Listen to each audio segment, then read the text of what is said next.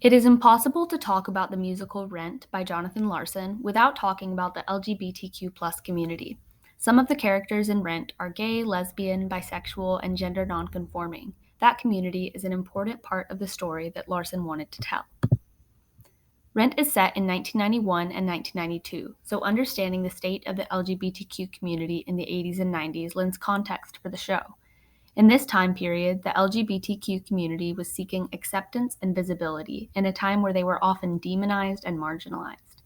A crucial part of LGBTQ history is the HIV/AIDS epidemic, which tragically led to the deaths of many within this community.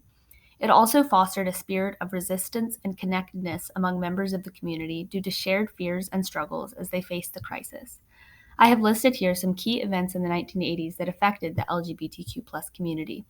The 1986 Supreme Court case of Bowers versus Hardwick found that there was no constitutional protection for sodomy and was not overturned until 2003. An important component of queer culture in the 1980s and 90s was known as ballroom culture or ball culture. What we know today as drag queens and drag races came out of this culture. Participants can compete in different categories for prizes and notoriety. Some of the trends, slang, and dance styles from ball culture have entered into mass culture, often without credit to the artists responsible for them. Rent takes place during the AIDS crisis, which began in 1981. AIDS stands for Acquired Immunodeficiency Syndrome, and it is caused by the human immunodeficiency virus. Not everyone who has HIV has AIDS. AIDS is the late stage of HIV. The first cases of what came to be known as AIDS were identified in 1981, and it was first called AIDS in the following year. Due to the way that HIV is transmitted, men who have sex with men and intravenous drug users were more highly affected at first. Unfortunately, this contributed to stereotypes about those communities and a stigma around AIDS. A stigma is a mark of disgrace associated with a particular circumstance, quality, or person. Early in the AIDS crisis, there was little public knowledge about AIDS or what caused it. Many people viewed it as a gay person's disease. Terms like gay cancer, gay men's pneumonia, and gay-related immune deficiency were common and only further cemented the stereotypes. Drug users and African Americans were also among those hit hardest by the disease. These communities were already marginalized, which contributed to the prevalence of misinformation, victim blaming, and overall slow action in addressing the crisis. President Reagan did not mention AIDS until 1985 when a news reporter brought it up. The first speech Reagan gave on the issue was in 1987, after over 20,000 Americans had died from the disease. Many activists and organizations criticized the government for its slow action in addressing the epidemic. By 1994, AIDS was the leading cause of death for all Americans between the ages of 25 and 44. Black men were and continue to be at a higher risk. Public understanding of AIDS was spotty and riddled with misinformation and stereotypes. Media coverage of the disease was sometimes insufficient and other times lined with panic. In the face of slow government action, organizations began to form to address the epidemic.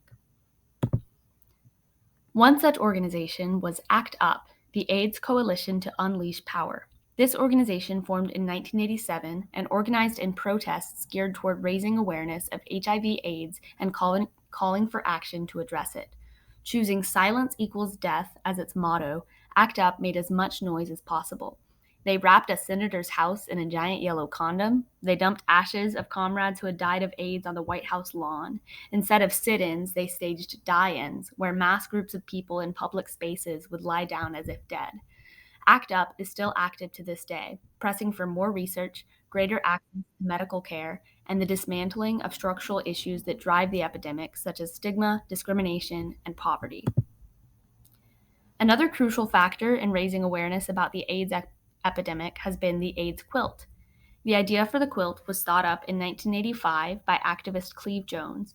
The quilt is made up of thousands of fabric panels in honor of those who have been lost to AIDS.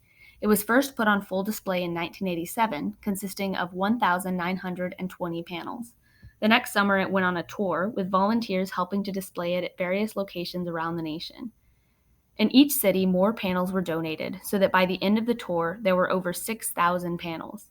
Today, the quilt weighs over 54 tons, with almost 50,000 panels.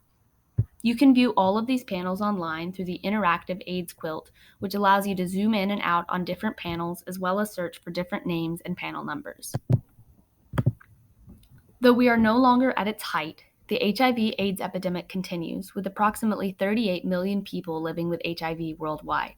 The COVID-19 pandemic had a stifling effect on some efforts to combat AIDS, causing disruptions in testing and treating patients.